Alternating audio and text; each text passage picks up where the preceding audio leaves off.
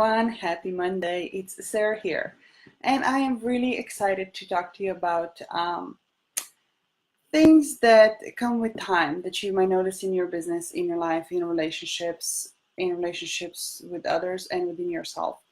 That on the outside, when we are navigating the waters of this instant gratification, the false sense of reality, what is it really brings us joy and fulfillment and excitement and meaning? What is it really makes our lives and businesses and relationships sustainable and not just, going from one day to another and then chasing the next shiny object? I have the privilege of being in circles and speaking with and working with some of the most acclaimed entrepreneurs and moms and dads who are in relationships, who have done the hard work, who have been showing up for years, some even decades, to really follow their calling, to follow their dreams, to make their dreams a reality. And it is such a privilege and joy and honor to be able to learn from them and observe them and study them. And then also be able to take all of that, turn around and apply it not just from my own life and see how my own life has shifted over the years, but within my clients' lives and their businesses as well. So I do want to go deeper into that right now in this live stream because I feel that every single day that you're able to make the step forward, the step closer to what you're ultimately trying to achieve, every single day when you give yourself a permission to speak your truth, to get uncomfortable, to peel back the layers, to dissolve all those masks, is another day that you get to really be who you are, the full revolutionary self-expressed you, as I call it, right? Um, for those of you who have been following me, I know you noticed over the past couple of weeks, even months, there has been a shift in how I express myself, in how I support my clients, in what is that we do. And it's so interesting because I was on a call with somebody earlier today, and we were talking about how I started out in the business. It was out of necessity because I lost my job as soon as I found out I was pregnant. And I was like, okay, I'm going to start a business. I'm going to find the fastest way to make the most amount of money that's going to really leverage the skill set that I have and that's going to allow me to be home with the baby when the baby arrived. So that was in 2011. And I remember making every single mistake in the book. I remember going out there and cold pitching everybody before they even managed to say hi back during those networking conversations. And, it has been a great experience. It really has been. But everything that I have built on during those times was external. And everything I proud myself with was external. And it also, as counterintuitive as it might sound, it came from the years of being a successful athlete. When, yes, there's a lot of inner work that you do have to go through and put your time and energy into so that you can show up confident and that you build a perseverance and persistence and dedication and commitment to go through vigorous trainings year after year. But a lot of it was still very external, right? It was showing up, becoming faster, becoming stronger, becoming more versed in something, more skilled in something. It was showing up and pushing through the pain, pushing through disappointments, pushing through defeats, pushing through adversity. There was never time to really slow down because the moment you slow down, the moment you bent over and put your head down, you were walked over by somebody who decided to work just a little harder that day. So all of that was something that was really instilled in me, and that's how I built my first business. That's how I showed up as a mom. That's how I showed up as a wife in my new marriage at the time. And I remember when my husband and I would be walking through a mall, I was like, look at those shoes. Who needs those shoes, right? I'm fine with those flip-flops and sneakers and yoga pants. I don't need those glittery stuff. I don't need pink and purple or any of that makeup. Who needs makeup, right? Massage. I'm not soft. Why would I need a massage? Stuff like that. It was a frame of mind that was extremely limited. I just did not know that at the time. So I built my business like many entrepreneurs do. It went great. The results were there. Just like during the years of basketball on the scoreboard, the statistics, here it was the same thing. The results were there for me, the results were there for clients. I had a team. I was able to afford myself 3 months off fully paid maternity leave, which here in the States is unheard of as a solopreneur. Everything was great until there wasn't. And after my second daughter was born, I battled postpartum depression, which is something that I was hiding for a while because I was ashamed to admit it to myself. And then I figured, if I really want to turn my life around, if I really want to build a business, not just business, but life in a way that's going to be sustainable, it's going to be enjoyable, it's going to be meaningful, I need to give myself permission to fully express. And that aspect was just one of the layers of who I was.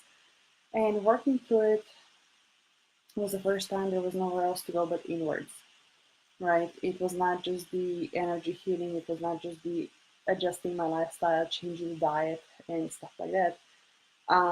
It was really starting to work on the mindset, giving myself permission to take time off, giving myself permission to say, you know what, I do like those shoes, I do like those high heels. I'm gonna go get them, I'm gonna wear them, I'm gonna embrace them.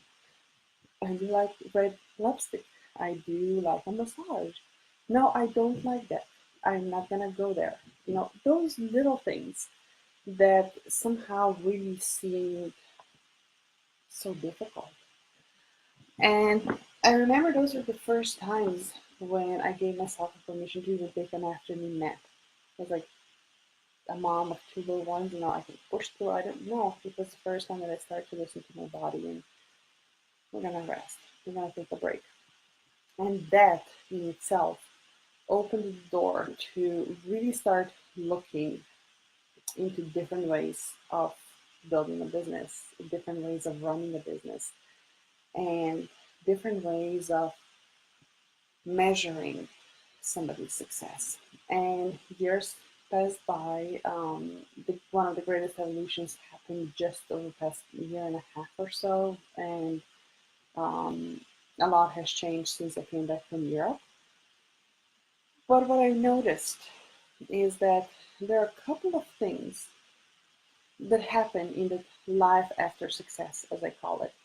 When I was able to take a look into different people who have, on paper, had it all, who were seen as role models, who were perceived as this guru that everybody was looking up to them, but inside they were falling apart. Inside, they were screaming for help. Inside, they were confused. They were scared. They were insecure. They felt like imposter when they showed up. And they started to feel disconnected from the reality that they created to what they really felt and what they really wanted. There was a disconnect between who they became, who they truly felt on the inside that they were, and who they thought they should be. And that was really an interesting part of the conversation just earlier today that actually inspired this live stream because I can see it happening everywhere that I turn, right? It's not just this collective shift that's happening in general, the general population. I think a lot of individuals are now stepping forward and saying, listen, I have grinded, I have hustled, and I have worked my ass off for years. I have this amazing bank account. I have every car imaginable in my garage. I have a private jet. I have this, I have that, but I am miserable. What happens is that when we feel and we believe that those are really the things that are going to attract people who want to work with us as entrepreneurs, for example, we are doing them disservice too because we are showing up as something that we're not. And if you allow yourself to really take a step back and look across marketing and sales pitching and stuff like that, you're gonna notice there's a lot of the overnight success, but no one tells you that it's been 10 years in the making. It's a lot of the, wearing the best athletic gear, but no one is willing to show up at the track at 5 in the morning, so to speak. Um, we are conditioned to want everything, to want it right now. And when we don't want it and it stops working, to just ditch it, right? Not investing time into it. And that was one of the things too with people that were in my circles, a couple of them that no longer are there. But I remember I was having a conversation with a couple when I was in Europe, and I felt really strongly about staying there. And they suggested very often, well, do it. You don't have to come back. If your husband wants to talk to you and the kids, you should fly over. And my heart dropped. Like, it's a marriage. It's a com- commitment that two people have made to each other through thick and through thin.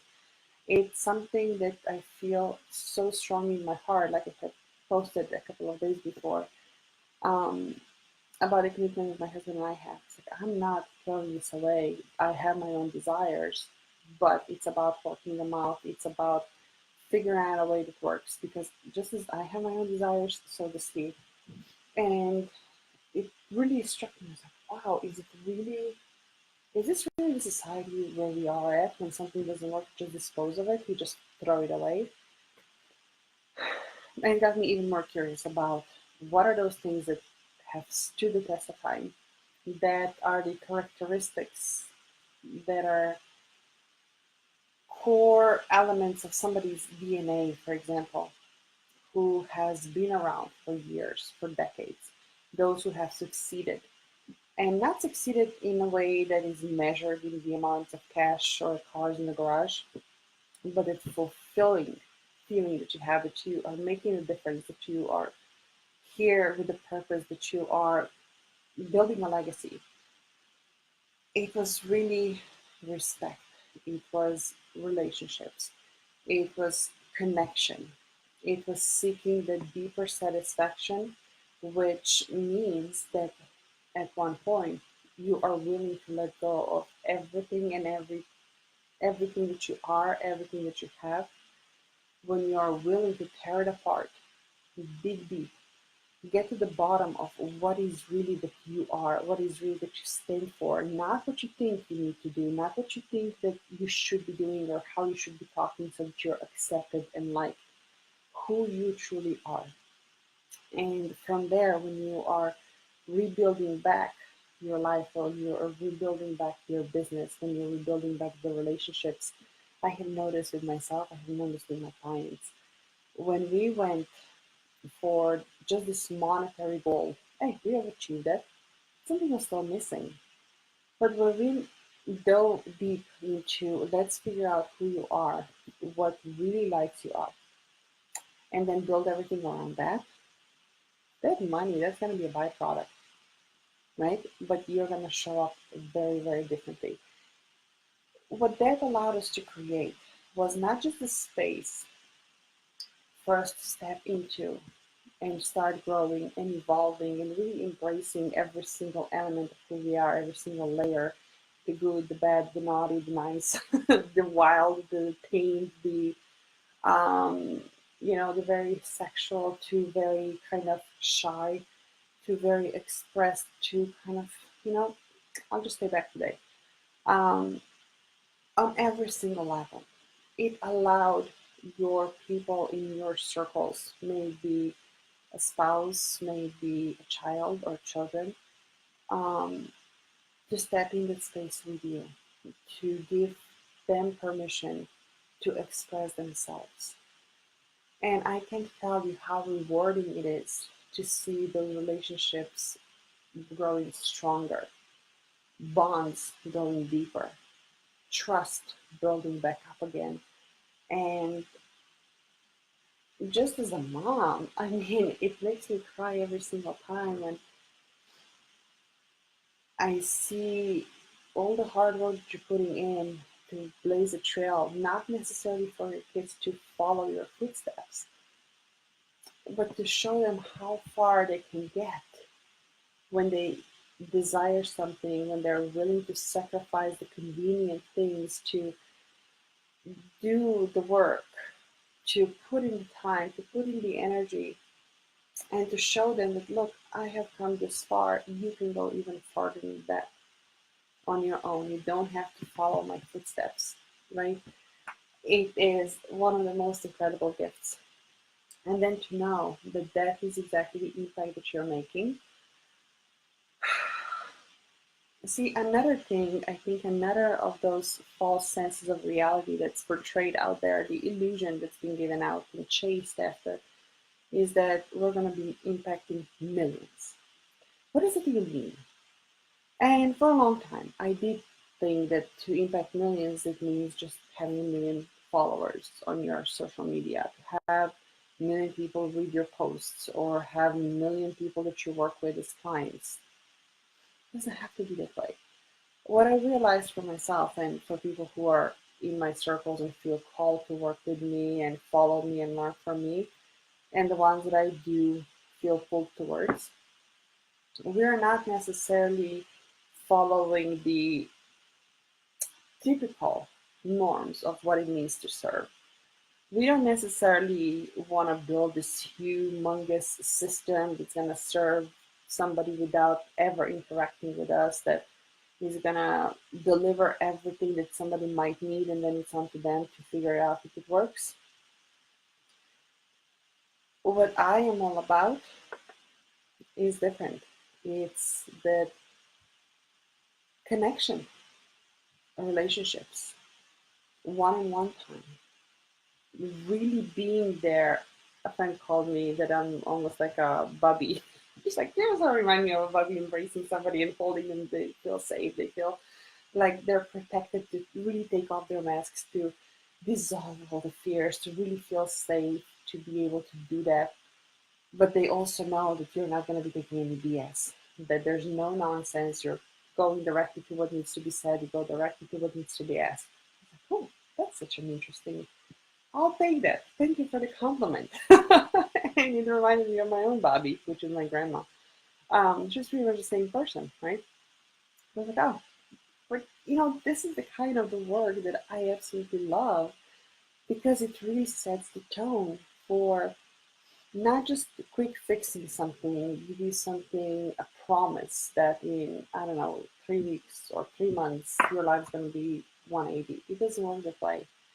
We make great shifts. We transform great deals in those 3 months, first 3 months. But what happens after, it's like, that's just the beginning. That is just the first step to the whole staircase that you're about to build and walk on, with the lights and the music and the star, I don't know, star sky, whatever you envision that your ascension looks like and evolution looks like in the moment of feeling home. This is it. When you find out that idea, that the gift,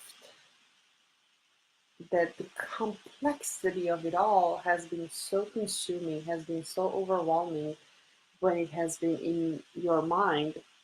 It has been so scary to think, can I really do something with it? Because every single person has indicated to you that no, you need to conform to the norms, you need to follow the rules, you need to follow the specific steps because the society expects it from you, and those are the measures of success. If you don't have that, then you're not successful. And if you're not successful, then you don't belong. And if you don't belong, you're an outsider. Your survival instincts kick in. It's like, if I'm exposed, if I'm on my own, I'm gonna die. Our brains is still wired the same way as it was like thousands of years ago when tigers were running around. Um, but it's the collective shift that I think it's happening, that I feel it's happening, and especially those trailblazers that are stepping forward. It's like, those old ways don't work for me anymore. I am looking for a place, I'm looking for a space where I can co-create, where I can rewrite the whole playbook. Because the way I feel called to step forward goes deeper, where they say they feel, they know that they are going to go deeper. They're going to get uncomfortable. They're going to go talk about what's being unsaid. They're going to allow themselves to feel what's being unfelt. And with that, they're going to create a space where not only they will step up and elevate and shift and evolve, they're creating the same space for themselves, their own families, and their own clients. And that is not the impact that we're building. It's ripple effect that now my 10 people are going to affect their 10 people who are going to affect their 10 people. And that's how we get to millions and millions and millions with deep personal connection, with those relationships and conversations that most of the people are not willing to have. They don't know how to facilitate them. They don't know how to respond, but yet they want to have them. They long for them, for the space when you know you're being heard, when you know you're being respected and validated and understood and embraced, and yet challenged and pushed beyond the comfort zone, pushed beyond the limits that you thought you had reached, and challenged to unlearn things that you know no longer serve you, but out of the fear of missing out, you're still pursuing them. So that is really the difference between um, all that artificial that might look great on the outside, but the long term that feels good on the inside and fuels everything. And if you want, you can read any of those amazing self help, self development, personal development books. Pretty much the bottom line is going to be around that. In business, whether you run a corporation, whether you run your own business, whether you are a star athlete trying to figure out what's next, whether you have created everything that there is to create and you're like, something's still missing. Always go within. It is scary. It's not easy. You can't do it on your own. Just like you can be the best neurosurgeon in the world, you cannot operate on your own brain. That's a fact. But a lot of times then we're about to make the leap. We're about to make the jump. And what happens? The monkey brain. And the monkey brain is the ego. It's the fear that comes up. It's like, oh no, I really don't have the time to do it right now. I already am so busy. I gotta run around. I gotta get my kids to this soccer practice, and then I gotta pick up the dry cleaners, and then I have a meeting with somebody for 45 minutes, and then I gotta go run back. And tomorrow I can't because I am all day in the office working with my clients, back to back to back to back to back calls, and then I have to create this program. You get the idea. Well, the good thing is that when you allow yourself to take a step back, you're going to see how 90% of things that you're doing are completely reluctant, redundant, not reluctant, redundant. English is a second language. But you're going to notice that when you do focus on creating the space that you can step in and maximize the output in the minimum amount of time, it also comes down to creating the greatest amount of value that you can exchange in the shortest amount of time that can literally change somebody's life. And not just change the life in terms of transforming, but really elevating. Everything becomes different. Time is just a commodity. And now I can hear a lot of you sit there and like, yeah, but those transformations are expensive. It's not cheap. I have worked with the cheapies. I did not get quite there yet. So, of course, it's a commitment, but it's a commitment to yourself. Because think about it. When you expect yourself to show up for yourself, there's got to be skin in the game. When you expect your clients to show up for themselves, there's got to be skin in the game. When you know that what you offer can double or triple somebody's revenue just to begin with, not to mention ripple effect of literally turning their lives around, there's got to be equal exchange of value. It's not eggs for milk or, I don't know, wool for meat anymore. It's your expertise for their credit card or cash in the bank. And the same goes when you want to be able to serve at that level. There has to be integrity in the exchange, the value exchange of what are you willing to exchange to get yourself to the next level. That's all there is. It really is that simple. It is the level of commitment you are willing to do into yourself that is congruent with what you expect others to do. Timing is another excuse that oftentimes comes up. It's like, I'm just not ready yet. By the time you're ready, it's too late. All those leaps happen when you think you're not ready, but you feel inside that you have to shift something, that you have to do something different, that you have to make that change, that you're pressed against the wall, life has pulled the rug from underneath you, it's nowhere else to go, right? Because if there was somewhere else to go, I don't think you would want to go there. I don't think you do want to hit the absolute rock bottom, because chances are you might not even return from there. And I know how it feels to get the twice thinking, oh my gosh, that can't possibly be it. My kids still need me. There's still so much I need to do, but feeling like everything is out of their power because you're allowed it to go that far. So no, there's never the right timing. There is your ability to decide to do it and then show up and do it. So um, I know I gave you a lot to think about, and I gave you a lot to ponder on, and I gave you a lot to really rethink. And that's exactly what I'd like you to do. Take a day, go to the beach, go to the mountain, walk through the pastures, wherever your place is, where you feel that you can be with your own thoughts, or even go for a run. Just find a space where you can be with your own thoughts and where you can be truly honest with yourself. And just notice, where is that limit that your own ego draws the line? You're like, nope, we're not doing that. We're not thinking about that. It's too scary. It's too uncomfortable.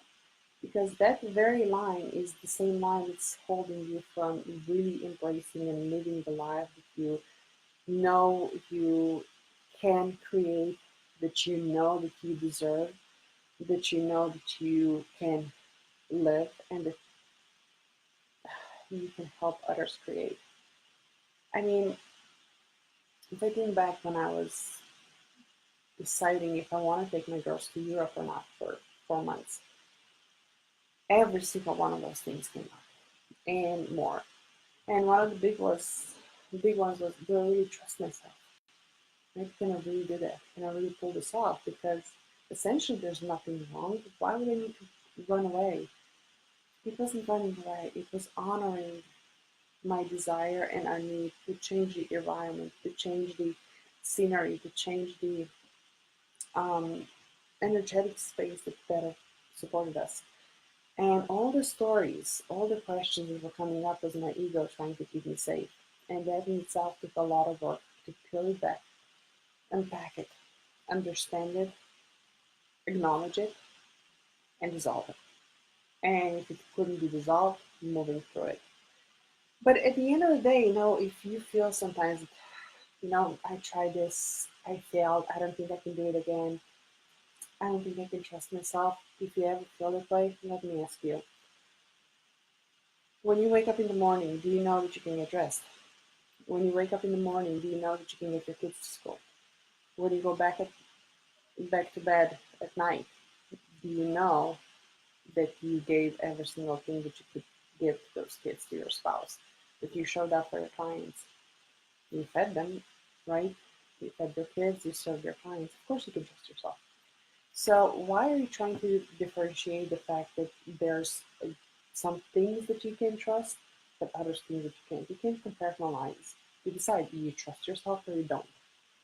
And a really good thing about working with a mentor, with a coach, with a consultant is that we all have those moments. And we're like, I don't think I have it in me. I really don't think I can do it. That's when you get pushed beyond your limits. That's when others push you beyond your comfort zone. And if I just give you another example, when I was an athlete and our strength and conditioning coach took us out to the Rockaway Beach for the beach workout. I said, you have 45 seconds to go there and back. Oh, there's no way. In our minds, but there was no way. Of course, there was a way because he made it very clear that that was the expectation. There was no negotiating. Go, you will do it. And once you do it, it's like, of course, there is a way. And then the next thing is like, you have 40 seconds, 35 seconds, 30 seconds. And the more that you experience pushing that envelope of your own perceived capability, the more rewarding it is when you understand that you are the only thing, the only one standing in your own way. So, again, I would invite you to take a step back, take a look across your business, take a look across your life. Be honest with yourself. I know on paper you might have everything, and I am so excited you have created, accomplished, achieved so much. But if there's one little piece inside of you feeling that there's something greater for you to pursue, even if you're not quite sure what that might be, that is an indication enough that it's time for you to make the next leap. And when you're ready to make it happen, I'll be happy to help you figure out everything else. Take care.